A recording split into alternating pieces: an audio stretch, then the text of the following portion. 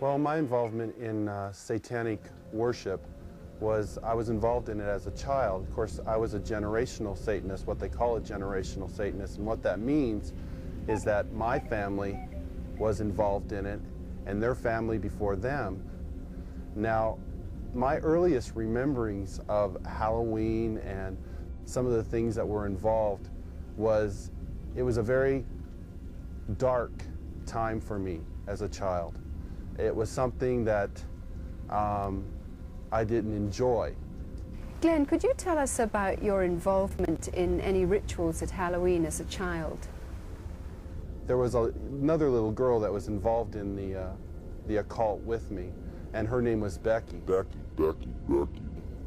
Now, Becky was a different type of child. She was blessed to be a sacrifice.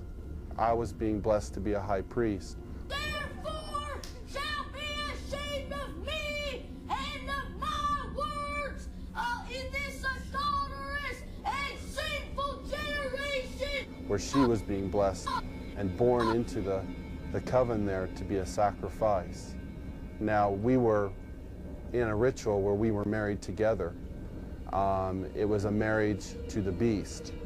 And me and the little girl were married together, and there was a lot of sexual abuse that took place and a lot of blood that was spilt over us, joining us together. When do Halloween rituals actually begin, and what is the ultimate purpose of Halloween?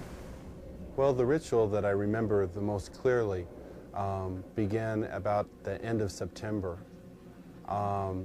Me and the little girl, the one I mentioned named Becky, the abuse was very concentrated at that time. We were taken into several rooms where our clothing was removed. We spent the next couple of weeks in a kind of a shack where a lot of rituals went on, where a lot of animals were killed.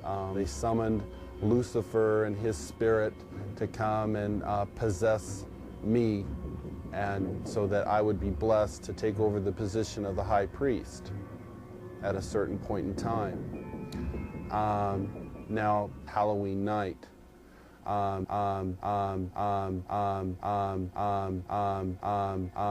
they had again put me and the little girl in the back of this van, and we again drove off, which seemed like for a long time. We were drugged once again, and we finally came to this stop.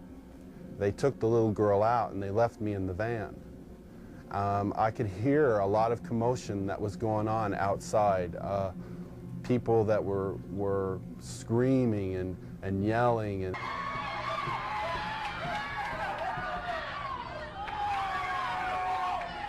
And this low murmuring and moaning noise that was going on, like some kind of a low chanting noise that was going on. So I knew in my mind there was some type of a ritual going on, because I'd heard that many times before. You know, it was real common to see people fall on the ground and convulsion and go into convulsions during rituals and stuff with the demonic presence that were around. And finally, a woman came to the back of the van and she said, "It's time to go." And she brought me out of the van, and I could see that there was just a lot of people around. Some were dressed in dark brownish kind of robes with hoods over them. They took me up and they led me up to this stone altar. And I remember I saw the little girl, and she was on the altar. Now, at first, you know, I just wondered what was going on, because you never knew. I mean, they used the altar for a lot of different things. They could have just been sacrificing an animal over, could have been a sexual abuse from the high priest onto her. You know, it was a hard thing to know for sure. Well, they ushered me up to the altar. He took the athami, or the ritual knife, and he picked it up and he put my hand on it, and then he forced it into her chest.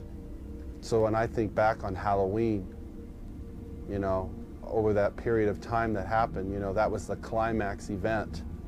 Halloween night where they killed that innocent little girl. You are welcome. And this is something that's happening every Halloween. That's not just an isolated event.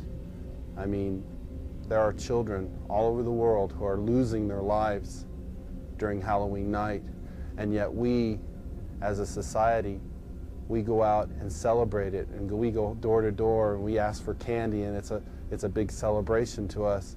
And I think it's quite ironic how one group of people are thinking it's fun and another group of people are taking human life, and yet they don't, you know, there seems to be this wall and nobody wants to face the facts of what's really going on.